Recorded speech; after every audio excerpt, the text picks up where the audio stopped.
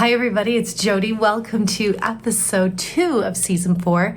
This season is all about color and today's episode is all about Summer Splash. So you can look forward to 4 great cards, all featuring the color Summer Splash. Now, you might notice my awesome Burger King crown. If this is a little weird to you, you need to go back to our previous season to hear the full story. Quick summary, when I won for the first time in season 3, my husband came home with this lovely crown for me. And so all of my victories since then, I just add little gems to my beautiful special crown. And so because I won episode 1 of season 4, I get to wear my special crown tonight. So this is the way the Great American Stampin' Show works. If you're not familiar, you watch all 4 of the videos. You come back and you vote by giving a thumbs up to the one that you like the most. Voting happens right now through Sunday evening, and then we crown the winner. Now, if you're watching this after Sunday evening, of course, you can still give me a thumbs up. I appreciate that. But just know that the official voting ends on Sunday evening. So I'm excited to show you this card with brand new Stampin' Up! Products. Sit back, relax, and enjoy. Okay, so for this episode, which features Summer Splash, this is Summer Splash in case you're not familiar with that gorgeous color, I am using brand new online exclusive Stampin' Up! Products. And this is the Thankful Garden bundle. I want to tell you a little bit about this bundle because it's kind of unique. So it's got some gorgeous floral images. It's got some fun greetings with some different fonts. The bundle is not only the stamps and coordinating dies, but this bundle comes with masks, the decorative masks. And so I want to pull those in so you can kind of see what they are. There's ink on them because I've been playing with them, and that's what I'm going to use on this card. And I don't know how well you're going to be able to see. I think you can kind of see. There's a 1, a 2, and a 3. Think you can kind of see. You see the reflection of my light too, but I think, oh, there the light is right on. So I guess if I use the light to my advantage, you can see the 1, 2, and 3 there. And you also see this little notch, and that's what I can use to line up the masks. So if I line up these notches as I go, this will line up when I create the flower. Same thing with the masks that you use for the stems. So before I actually designed the card, I just wanted to play with the masks. And so this was my first attempt. I was just kind of playing, and I did this, I'll show you, but I did this by layering 1, 2, and 3. And you can see I just made a little pencil mark right there, right where that notch was. You see it right there? And then I lined up the next ones just in that same spot. But this actually didn't work, and I'm going to tell you why in just a minute. So it's a little bit of a trial and error kind of thing I did.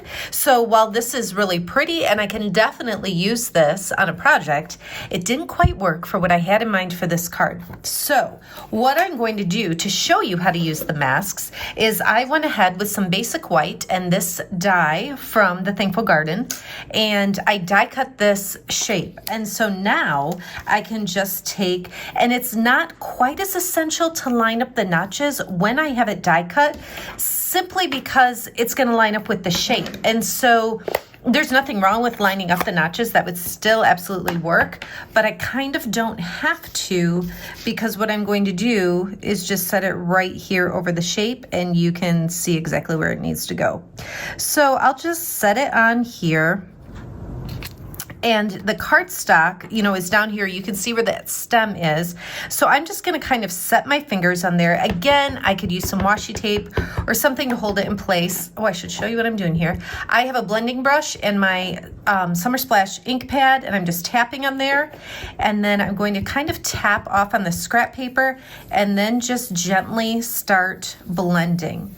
Now I'm using the same color, Summer Splash, for all 3 layers of the mask. You could certainly use other colors, pick a color blue or pink or whatever color you want and kind of use different colors from that same like family, so I could use different colors that are all blues. I wanted to just really feature Summer Splash, and so I wanted to keep all the different layers Summer Splash. So now I lift off mask number 1, and we've got that little bit of a light layer of Summer Splash. So I'll set that one aside and pull in number 2. And again, I could have lined up the notch. I'm simply setting this on here because I can see where it needs to go based on the shape. So I'll hold it in place. I'll go back and pick up more ink with my blending brush on the pad. And this time I'm gonna go over again, and just with a little bit of a heavier hand. Now you might ask, why am I tapping off on here first? If you just inked it up and went right to your paper, sometimes you get the marks like that where it's just more defined and not as blended. So I find that if I tap here gently first, I can make it a more uniform look when I go to do the sponging. Okay, so that's a heavier hand, just more ink, a little heavier. And I'm going to lift off that mask, and now you see more of the details. So you still have the really light Summer Splash in the background, but you definitely see more of the detail on the floral image with the mask number 2. Now, mask number 3. We'll add that and just kind of set it in here. Again, you can always line up the notches. Gonna go like that, hold it in place. And now this time, I'm really gonna go in dark. You can see how dark I'm going there. I'm just giving it a lot of pressure,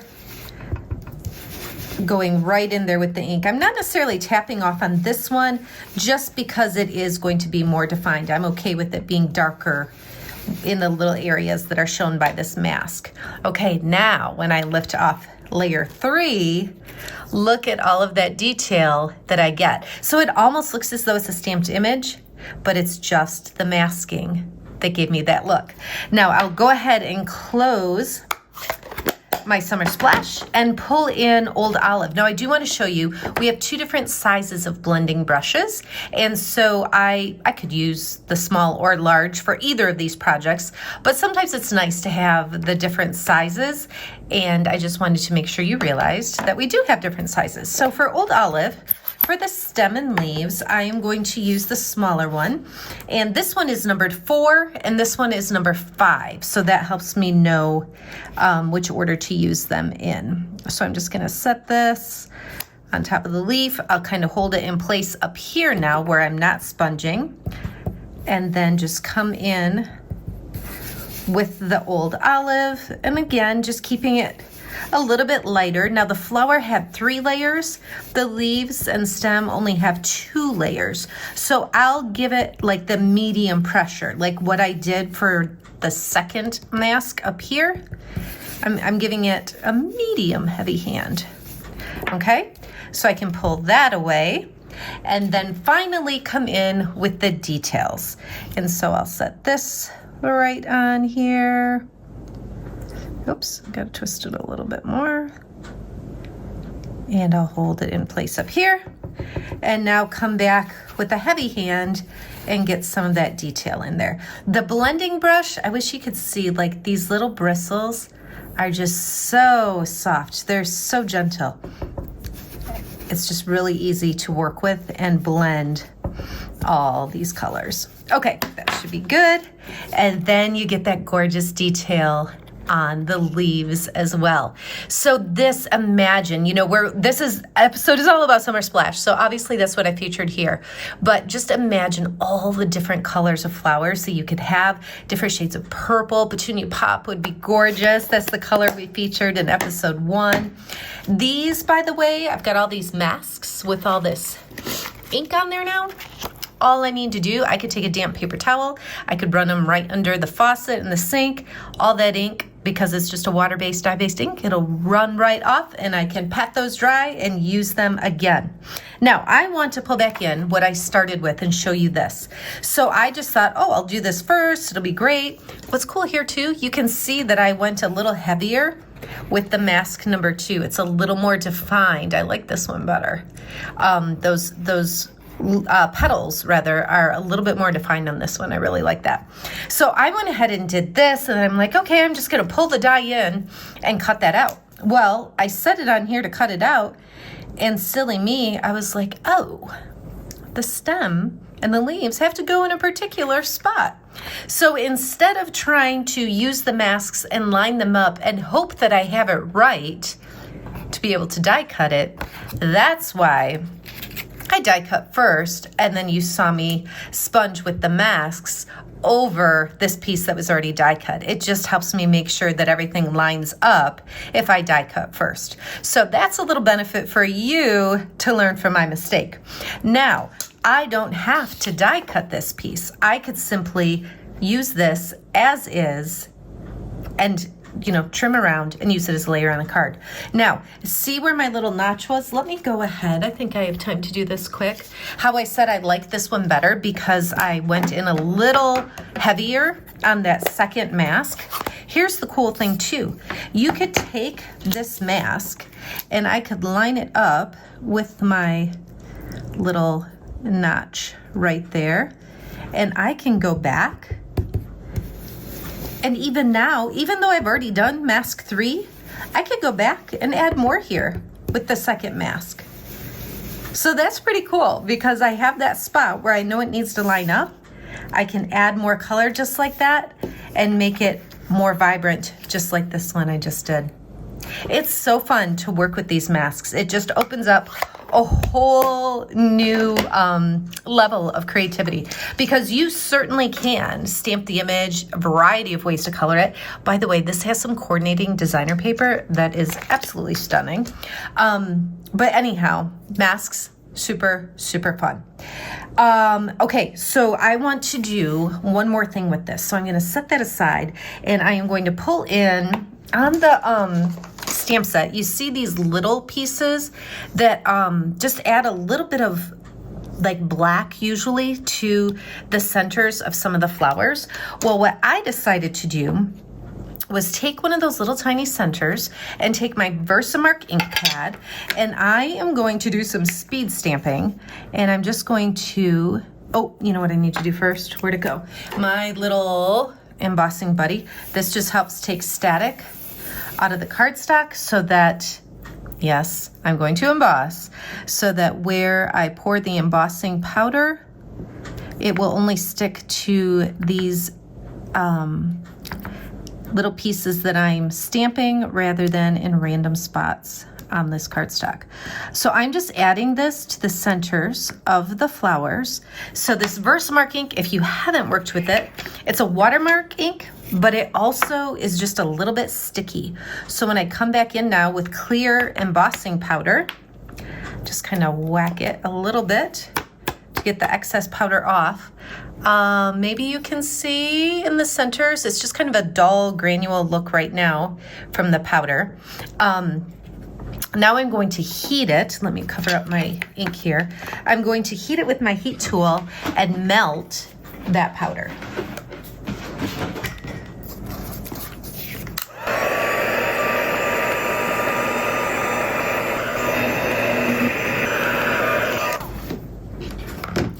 So you can see where that powder is, and I heated it. It's now glossy. So it just creates a little bit of just a point of interest where it draws your eye even more because it's slightly raised and glossy with that clear embossing powder. Now you certainly could add black ink or whatever to the centers. I just felt like sponging this with the masks, it had such a delicate look. There weren't the defined lines. Like if I was to stamp this with black ink and color it in, it would be stunning, but this is just soft and delicate. And so I didn't want to pull in black ink on the center because I just didn't feel like it just felt right. It didn't match with the design of this card.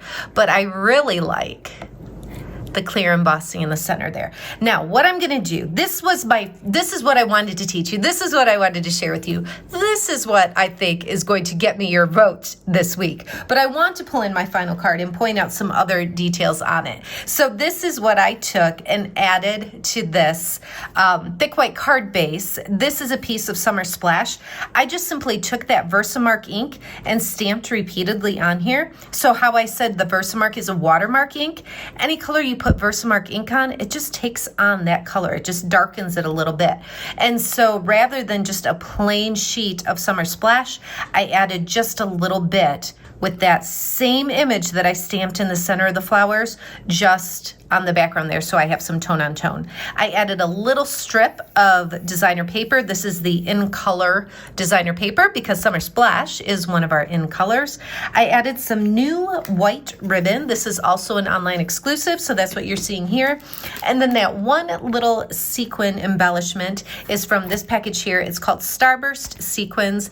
It's got some Petunia Pops, some Daffodil Delight, and some white. And so I took one of those and just placed it down here just to kind of draw your eye down here to the greeting a little bit more.